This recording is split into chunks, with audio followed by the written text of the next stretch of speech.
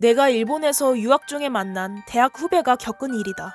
후배는 일본인이었고 목숨을 잃을 뻔한 두 번의 사건을 겪었었다. 첫 번째 사건. 이건 아마 2008년인가 2009년 초에 있었던 일인데 일본에서 크게 화제가 됐던 사건이 있었다.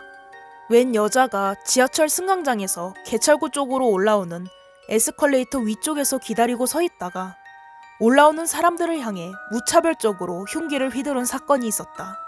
사망자가 나왔는지 안 나왔는지는 모르는데 아무튼 그 사건을 저녁 먹으면서 실시간 뉴스로 보고 있었다. 우리 지역이어서 더 깜짝 놀랐었던 기억이 있다. 그때가 아키하바라 트럭 돌진 사건이 벌어진 후라서 일본엔 왜 저런 놈들이 많을까 생각했었다. 사건이 벌어지고 며칠 뒤 후배를 만나서 얘기를 하다가 그 흉기 난동 사건 이야기가 나왔다. 내가 참 세상 말세라고 우리 동네도 무서워서 살 수가 없다고 하소연을 했다. 그런데 그 후배가 갑자기 자기도 죽을 뻔했다는 말을 꺼냈다. 그래서 무슨 일이 있었냐고 물어봤는데 그 사건이 일어난 역이 걔네 집 근처라고 했다. 통학할 때 항상 이용하는 역이라고 했다. 그래서 위험했구나 하고 대답했다. 뭐 그럴 수도 있으니까. 그런데 걔가 하는 말이 그냥 집과 가까워서 그런 게 아니라 정말 죽을 뻔했다고 다시 입을 뗐다.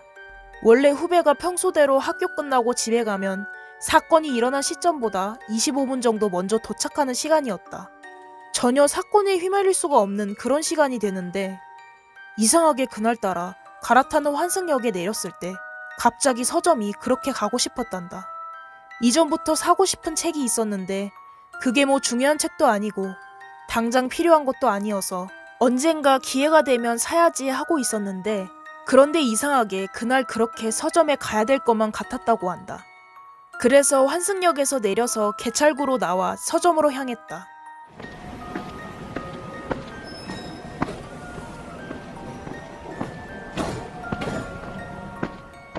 그러다가 우연치 않게 지갑을 봤는데 현금이 하나도 없었다. 그제서야 갑자기 위화감이 들면서 내가 왜 악착같이 책을 사려고 했나 하는 생각이 들었단다. 그래서 다시 뒤돌아 내려와서 그 다음 열차를 타고 집으로 돌아왔다. 집에 도착하니 평소보다 10분 정도 늦게 도착했었다고 한다. 그리고 그날 밤 뉴스에 보도된 사건 소식을 접하고 소름이 돋았다고 한다. 만약 책을 사러 서점에 들렸다 갔으면 사건이 벌어진 시점에 역에 도착했을 것 같다는 생각이 들었다고 한다. 왜 그날따라 그렇게 책이 사고 싶었는지는 아직도 모르겠다고 했다. 현금이 없었던 게 천만다행이었다며 후배는 가슴을 쓸어내렸었다. 두 번째 사건. 이 이야기는 2011년에 겪은 일인데 당시 후배는 자취생활을 하고 있었다.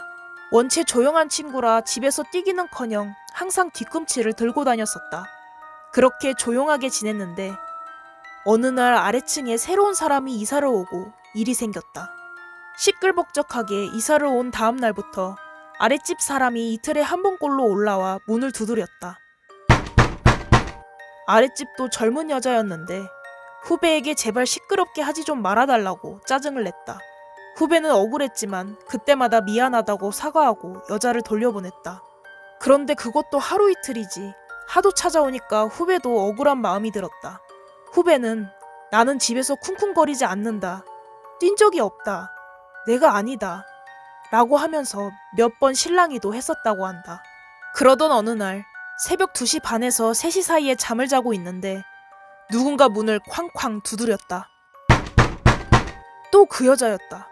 후배는 욕짓거리와 함께 짜증이 치밀어 올랐다. 애써 화를 억누르며 이 시간에 찾아올 정도면 진짜 어디선가 소리가 나서 그런 거겠지 하며 스스로를 달랬다. 소음이 진짜라면 그 여자가 받았을 스트레스에 대해서도 좀 안쓰러운 마음도 있었다. 그래서 후배는 부수수한 몰골로 문을 열었다. 그리고 바로 고개를 숙이면서 사과를 했다. 정말 나는 잠을 자고 있었다. 그래도 소리가 났다면 정말 나는 아니다. 도움을 못 줘서 정말 미안하다. 방언이 터진 듯 계속 사과를 했다. 그저 이 순간을 넘기고 빨리 다시 잠들고 싶은 마음이 컸다. 그 여자는 한마디도 안 하고 무뚝뚝한 표정으로 후배를 빤히 바라보고만 있었다. 그래서 정말 화가 많이 났나 보다 하고 정말 죄송하다며 그냥 아무 변명 없이 계속 사과를 했다고 한다. 그랬더니 여자가 그냥 아무 말 없이 뒤돌아서 계단 쪽으로 향했다.